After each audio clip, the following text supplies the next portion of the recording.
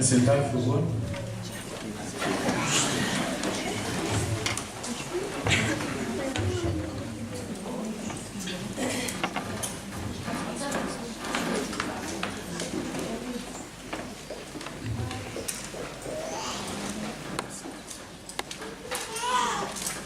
Estão disponíveis para ouvir a palavra de Deus esta manhã?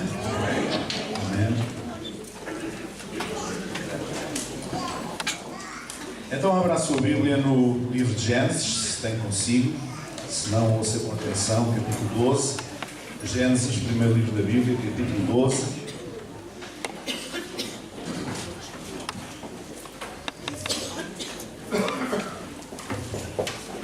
Vamos ler os primeiros 4 versículos.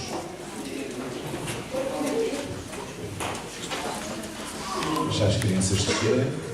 Vamos ficar em pé para fazer esta leitura, tá bom? Gênesis capítulo 12, versículos 1 a 4. Diz assim: Ora, o Senhor disse a Abraão: sai da tua terra e da tua parentela e da casa do teu pai para a terra que eu te mostrarei. E far-te-ei uma grande nação e abençoar-te-ei, e engrandecerei o teu nome, e tu serás uma bênção. E abençoarei os que te abençoarem, e amaldiçoarei os que te amaldiçoarem, e em ti serão benditas todas as famílias da terra. Assim partiu Abraão, como o Senhor lhe tinha dito, e foi logo com ele, e era Abraão da idade de 75 anos, quando saiu de Harã. Até aqui a palavra do Senhor, para sentar. Esta manhã eu vou falar sobre a promessa que Deus deu a Abraão, e de certa forma, por extensão, a todos aqueles que creem nele. Amém? Abraão é o pai dos crentes, é o pai da fé, e portanto as promessas que Deus lhe deu a ele são nossas também pela fé. Deus chamou Abraão para fora da sua terra, do seu clã, da sua cultura, e propôs-lhe uma aliança que veio estabelecer com ele. Apesar da Caldeia, enfim, a Suméria, ser a civilização porventura mais avançada daquela época, talvez a melhor, o conhecimento que existe científico hoje é que foi a mais antiga civilização a inventar a escrita cuneiforme, que era feita com um estilete, com uma cunha, em placas de barro, ainda por secar, e depois era escrito, era gravado no barro, e depois então secava e ficava, e foi isso que permitiu que algumas dessas placas tivessem subsistido até aos dias de hoje, e sabermos uma grande parte das coisas que sabemos sobre aquela civilização. Era uma civilização muito avançada, era um mundo mais avançado da época. Mas Deus chamou dali para fora porquê? Porque tinha um mundo ainda melhor para lhe revelar. Amém? Ele chamou dali para fora porque tinha alguma coisa ainda melhor. Deus normalmente chama-nos para o melhor. Não nos chama para o pior, chama-nos para o melhor. E esta promessa tinha, digamos, 5 vertentes que eu gostaria de refletir sobre elas, pelo menos sobre estas 5 vertentes essenciais. Deus prometeu-lhe várias coisas, não foi apenas uma promessa, foi várias coisas dentro dessa grande promessa. A primeira era uma descendência. Naqueles dias era importante ter muitos filhos. Não só porque os filhos sustentavam os pais na sua velhice, não havia segurança social, não havia reformas, não havia pensões, não havia nada disso, mas também por uma questão de defesa dos inimigos. Era importante ter filhos, e ter filhos homens até, era muito importante, porque era uma forma de proteção e uma forma de preservação, digamos assim, da vida com dignidade na sua velhice. E Deus prometeu-lhe uma descendência. Ele não tinha filhos, e Deus prometeu-lhe essa descendência. Mas Deus disse mais. Disse que essa descendência seria numerosa, uma grande descendência em termos numéricos, uma descendência incontável, e que viria naturalmente através de um filho varão. Nós encontramos isto lá em Gênesis 15:5, ele promete-lhe um filho, portanto uma descendência. Mas o mais curioso é que esta descendência que Deus promete a Abraão não é apenas uma descendência natural, acaba por ser também uma descendência espiritual. Amém? Então nós somos filhos de Abraão no sentido da fé. Abraão veio antes da lei, Abraão vem antes digamos, de Deus se revelar a um povo, a todo um povo, e portanto essa essa promessa passava por uma revelação de Deus pessoal a Abraão, e essa promessa passava pela descendência, mas havia uma descendência espiritual também. Os filhos de Abraão são os filhos da fé. E nesse sentido nós somos herdeiros de Abraão. Amém? Uma descendência. Um homem sem filhos, uma mulher sem filhos, se uma mulher sem filhos era considerada não favorecida por Deus, desfavorecida por Deus, um homem, da mesma maneira, não era muito bem visto, porque ele teria que ter filhos. E Deus prometeu que faria isso. Todos nós queremos ver a nossa descendência. Até os animais, com os seus instintos ferozes, digamos assim, têm uma tendência, digamos assim, um instinto para deixar descendência. Há até animais, certos tipos de animais que, quando os leões, por exemplo, quando encontram uma leoa que tem filhotes, que tem crias, normalmente matam aquelas crias, porque não são filhos dele. Então eles querem suscitar a sua própria descendência. E a partir do momento em que eles matam essas crias, então as leoas ficam em condições de gerar novas crias, e então eles querem que seja a sua descendência. Isto passa-se em termos, com os animais, em termos de instinto, mas ainda mais com os seres humanos. Há esta necessidade. Hoje em dia, como está tudo virado do avesso, já há pessoas que não querem ter filhos, outros não têm pena de não ter, mas há quem opte por não ter, quem não queira ter, o que mostra que o mundo está assim um bocadinho às avessas, não é? Porque se essas pessoas, se os pais deles não quisessem ter filhos, eles não estariam cá, não é? Mas eles agora não querem ter filhos, talvez um dia se arrependam mais tarde. Mas a descendência é uma coisa importante. Era uma coisa importante nesta cultura, neste tempo, há milhares de anos atrás, era uma coisa muito importante. E Deus prometeu. Mas Deus não prometeu apenas um filho, uma descendência incontável. Deus prometeu-lhe também uma terra. E este era outro elemento que era muito importante para aquele povo daquele tempo. Deus prometeu-lhe uma terra. Seria um território físico de excelência. Uma terra que manava leite e mel. E uma terra que manava leite e mel significava que o leite vem das vacas, das ovelhas, não sei se tinham vacas naquele tempo, mas tinham ovelhas, havia cabras também, portanto, animais que significava ser uma terra com bons pastos, para que esses animais pudessem dar leite, e que seria sustento também para as pessoas, para as crianças, para as pessoas. Do leite se faria o queijo, etc. E mel, que digamos, significa que aquele território teria bastante onde as abelhas fossem buscar o mel, as flores, os arbustos, etc. Não seria um deserto, seria um território físico riquíssimo do ponto de vista agrícola, do ponto de vista vegetal, digamos assim, para que pudesse gerar leite e mel. E a terra que Deus promete a Abraão é uma terra que gera leite e mel. Portanto, um território físico de excelência. Deus, quando nos promete alguma coisa de excelência. Amém? Não promete uma coisinha qualquer, não promete uma porcaria qualquer. Deus promete alguma coisa de excelência. Mas também não era só um território físico. A terra que Deus prometeu a Abraão não era só um território físico. Era sobretudo um território espiritual, ainda que ele não o entendesse na altura. E aquele território espiritual que Deus promete a Abraão e à sua descendência vem-se a chamar Igreja, ao fim e ao cabo. Porque nós somos descendentes, digamos assim, da fé de Abraão. E este território espiritual, o reino de Deus, a Igreja, é alguma coisa em que gera bênção, que gera leite espiritual, mel espiritual. Amém? O profeta Jeremias dizia que ao comer os rolos, teve uma visão, um sonho em que ao comer os rolos da lei, aquilo sabia aos seus lábios como mel, não é? Quem está sequioso de receber a palavra de Deus, quem está sequioso de ouvir a palavra de Deus, sabe como mel.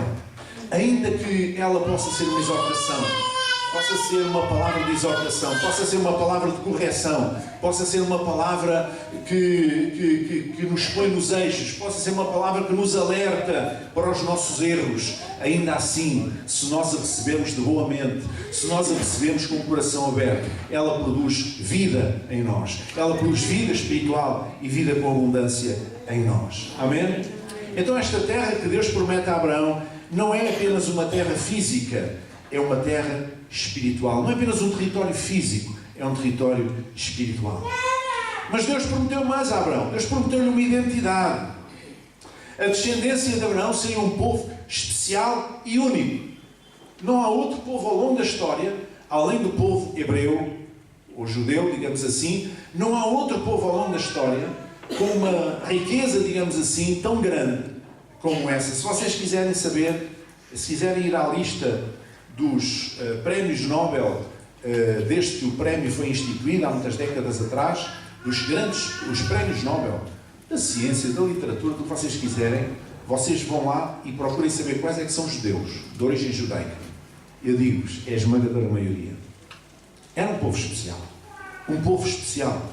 E um povo único. Então, um povo com uma identidade. Mas aquilo que lhe dava a identidade era, essencialmente, duas coisas. A primeira era que eles Deus revela-se a eles como um Deus único. Eles viviam num tempo de muitos deuses. O paganismo tinha muitos deuses. Deuses disto, deuses daquilo, Deus da guerra, Deus disto, Deus daquilo.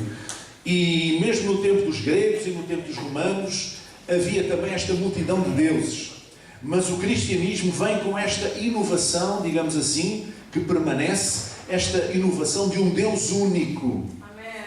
O Criador dos céus e da terra, o Deus único e verdadeiro. E os outros são falsos deuses. Mas Deus, o Criador dos céus e da terra, o Deus que faz uma aliança com Abraão, o Deus que faz uma aliança com o povo de Israel, na descendência de Abraão, um Deus que dá uma identidade única, específica a este povo, é um Deus único. Já não é um Deus entre deuses, já não é um entre muitos. Sabem que na Índia, quantos deuses há na Índia? Vocês sabem dizer quantos deuses há na Índia? No hinduísmo, na religião hindu. 1, 2, 3, 4, 5 milhões. Há milhões de deuses. É uma confusão. Com todo o respeito, não é? Pelas crenças dos outros. Mas é uma confusão. E num mundo em que as pessoas adoravam deuses diferentes, deuses que estavam associados às intempéries do tempo, deuses que estavam associados aos poderes da natureza, ao vento, ao sol, ao oceano, aos mares, etc. Apesar disto, Deus revela-se como Deus único e verdadeiro. E isto faz daquele povo um povo único, um povo especial. Não é um Deus étnico, ou mais um entre muitos, mas é o Deus único, Criador dos céus e da terra. E isto fez com que essa aliança que Deus estabelece com Abraão e a sua descendência faz com que aquele povo que está em aliança com Deus passe a ser o povo de Deus. Amém? O agente de Deus na terra. O povo de Deus entre as nações. Amém? Deus dá-lhe esta identidade. Os povos precisam de uma identidade. Porquê é que vocês acham que os portugueses, na sua história, se mostram superiores, digamos, aos espanhóis? Os espanhóis eram o único povo, digamos assim, que nos podia criar problemas, porque temos uma fronteira ao longo do país com eles. Do outro lado temos o mar. Então, na nossa história que aprendemos na escola, nós damos sempre grandes tareias aos espanhóis, não é? E todos os povos fazem isso, porque os povos precisam de uma identidade. Porque é que o povo diz, porque é que em Portugal se diz de Espanha nem bom vento nem bom casamento? Porque nós queremos mostrar que somos melhores que os espanhóis. E naturalmente os espanhóis fazem o mesmo em relação a nós. Isto faz parte da cultura dos povos, digamos assim. Então os povos precisam de uma identidade, de marcas identitárias, qualquer coisa que os distinga dos outros. Senão não faz sentido aquele povo ser aquele povo. Especialmente ser aquele povo, não é? Porque é que nós vamos a um restaurante e não vamos a outros? Porque é que nós temos predileção por ir a uns e não ir a outros? Porque aquele tem alguma coisa especial que nós gostamos. E os povos também precisam de qualquer coisa, marcas identitárias, uma identidade específica que lhes possa fazer sentir que eles são diferentes, que são especiais, que são únicos. Então Deus dá-lhe esta identidade a um povo que não era povo, não é?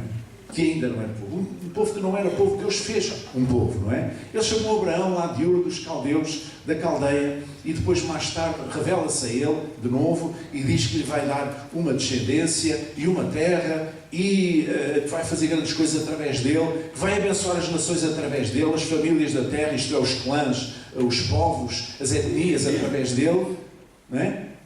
E a partir de Abraão ele constrói um povo, que é o seu povo peculiar. Mas Deus promete mais. Deus promete também não apenas uma identidade, mas uma relação.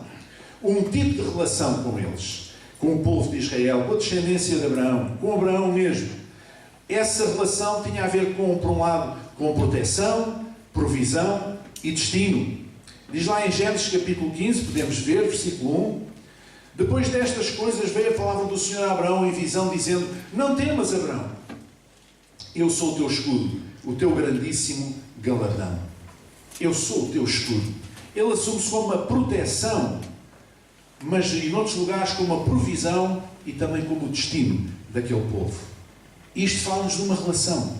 Quando nós temos uma relação muito próxima, muito forte com alguém, a nossa vida está como que entrelaçada com aquela pessoa. Seja através de uma amizade muito forte, seja muito especialmente através do casamento, por exemplo. Há uma relação muito forte com aquela pessoa e nós já não vemos o futuro sem aquela pessoa. Nós já não vemos a nossa vida sem aquela pessoa. E então Deus está a manifestar a Abraão que esta relação que Ele quer ter com eles, com ele e a sua descendência, é este tipo de relação. Ele vai protegê-los, Ele vai providenciar para que nada lhes falte e Ele vai ser o seu destino. Amém? Uma relação. E a única coisa que Abraão teria que fazer da sua parte, em troca de tudo isto, era ser seu agente na terra entre as nações. Seu representante. Deus precisava de um povo que representasse o seu caráter, que representasse aquilo que ele era, que recebesse a sua revelação, a revelação de si mesmo, de Deus, e que pudesse partilhar essa revelação desse Deus no meio da escuridão das trevas. E é por isso que o profeta diz, em termos proféticos naturalmente, previndo o nascimento do Salvador, de Jesus, e um povo que andava em trevas viu uma grande luz.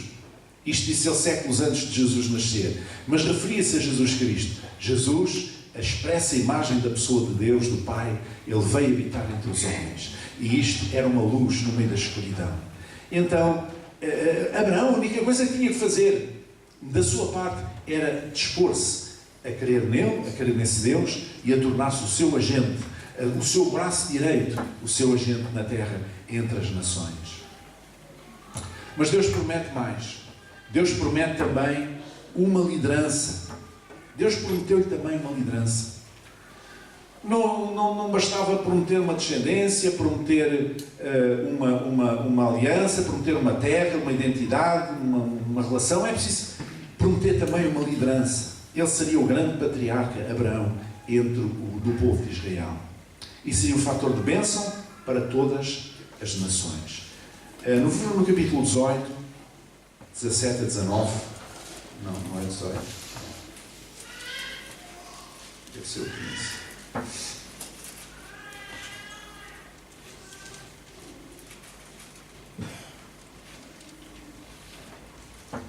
Bom, não encontro o versículo agora. Há aqui várias passagens. Eu sou o Deus Todo-Poderoso, ando em minha presença e perfeito. E porém o meu concerto entre mim e ti, e te multiplicarei grandissimamente.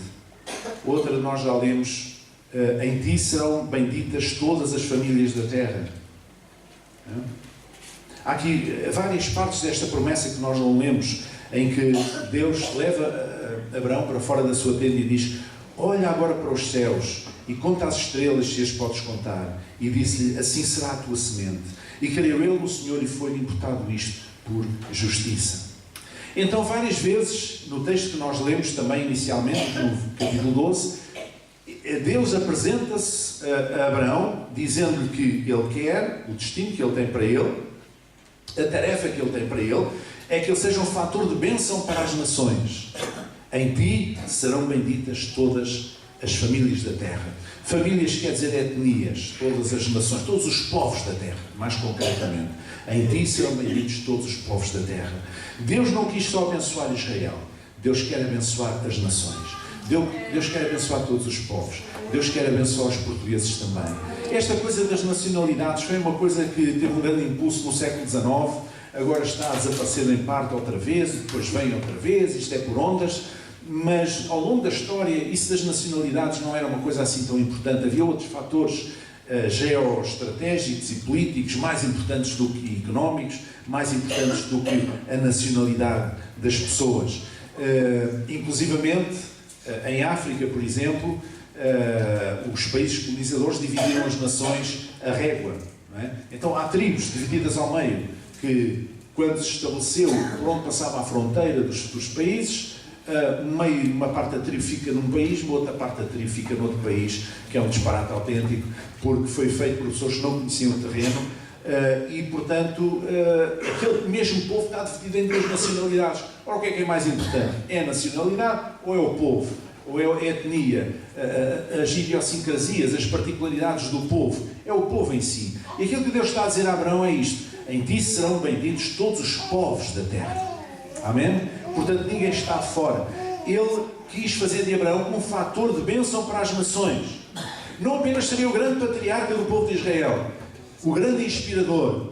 Ainda nos dias de Jesus, os fariseus, quando tinham aqueles debates com Jesus, eles diziam: nosso pai, nós somos filhos de Abraão, requerendo, digamos assim, uma ascendência nobre, espiritualmente nobre. E Jesus respondeu-lhes às vezes com alguma dureza, porque Abraão, ele foi salvo, digamos, foi justificado pela fé, e não pela lei que ainda não existia, pela fé. E estes fariseus eram adeptos da lei e não da fé. E por isso tinham muito pouco a ver com Abraão. Mas Deus promete esta liderança a Abraão. Não apenas um papel fundamental, notório, entre o povo de Israel, mas um fator de bênção para as nações. E de alguma forma, o povo, a descendência de Abraão, tem sido de bênção para as nações. Eu volto a dizer, quando nós vamos à lista dos Nobel, grandes cientistas que descobriram grandes descobertas científicas que vieram para benefício de toda a humanidade, eram de origem judaica, eram descendentes de Abraão, digamos assim. Então, Deus fez uma promessa a Abraão, e dentro desta promessa coube tudo isto. E Deus também, essa promessa, estas subpromessas, digamos assim, são também nossas, estão também ao nosso alcance, porque, digamos assim, nós somos filhos de Abraão através da fé. Abraão foi justificado pela fé, como diz as Escrituras. Não foi pela lei, foi pela fé. Ele creu em Deus. Ainda hoje faz-me uma grande interrogação tentar compreender como é que Deus se revela a Abraão. Ou as várias revelações de Deus a Abraão. Porque foi uma revelação progressiva. Inicialmente, lá na Suméria, na Caldeia, Deus revela-se a Abraão. Ele diz: sai da tua terra, da tua parentela, da tua família e vai para um lugar que eu tenho de mostrar. Porquê é que ele tinha que sair da sua terra? Porquê é que ele tinha que sair do seu clã? Porquê é que ele tinha que sair da sua cidade, a cidade de Ur, aquela grande cidade da Suméria? Porquê é que ele tinha saído lá? Por causa dos deuses da terra. Ele não seria livre para conhecer verdadeiramente Deus se ele não abandonasse aquele território que estava sujeito a uma opressão espiritual de deuses estranhos. Era preciso que ele saísse dali primeiro. E quando ele saiu mais tarde, Deus volta a revelar-se a ele e diz: eu farei de ti uma grande descendência e dar-te-ei uma terra. É quando Deus começa a fazer as promessas, já depois dele sair de debaixo da influência dos deuses estranhos de Ur da Caldeia.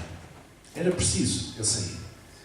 Para nós recebermos revelação de Deus, nós primeiro precisamos acreditar quando Ele fala connosco. E segundo, sair desse território onde Deus não está.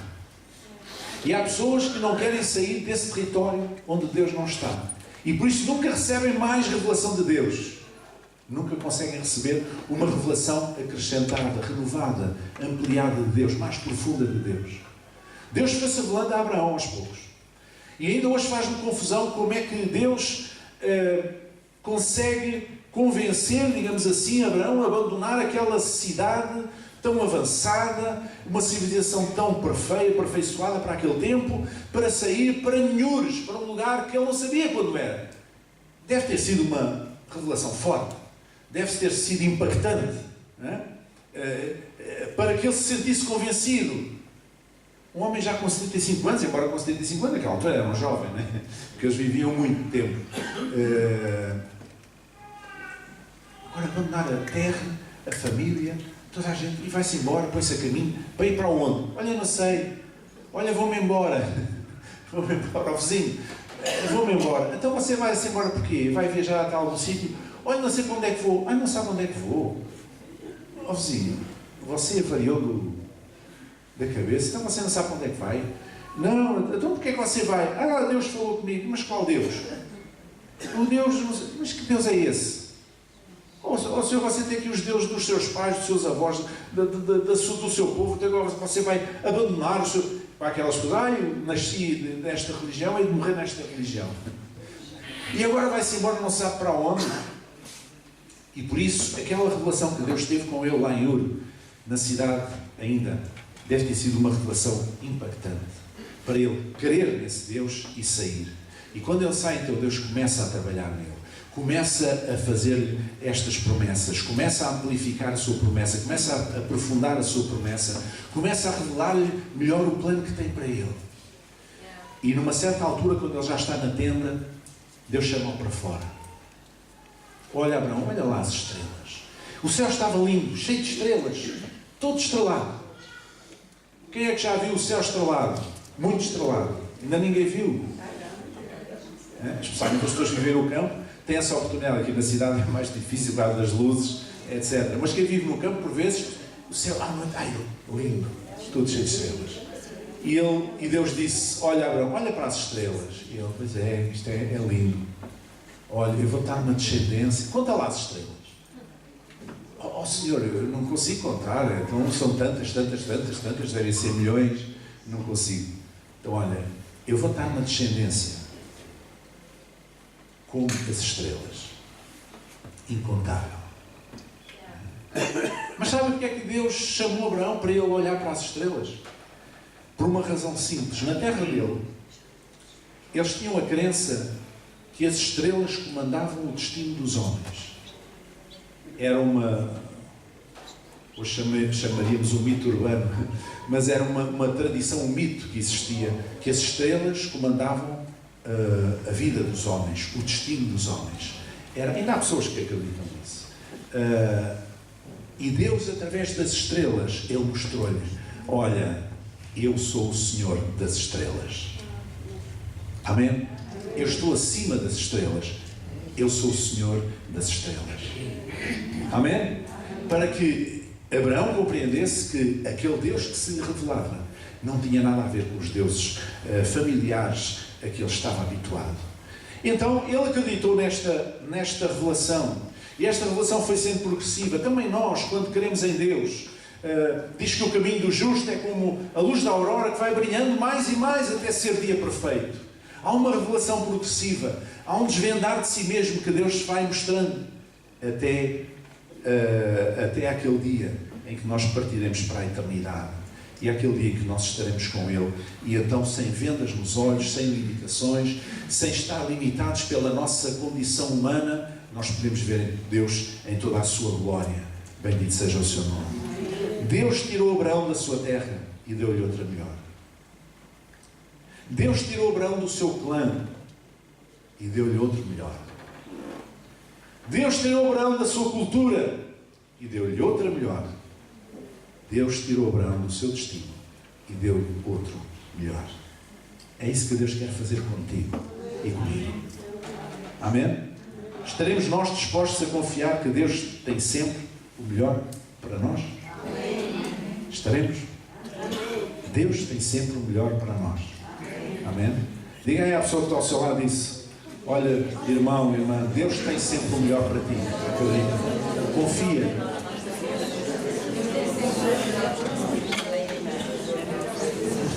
Amém? Amém? Mas querem ver? Ainda não vamos embora, temos uma criança para dedicar ao Senhor, mas vamos ficar em pé. Aleluia.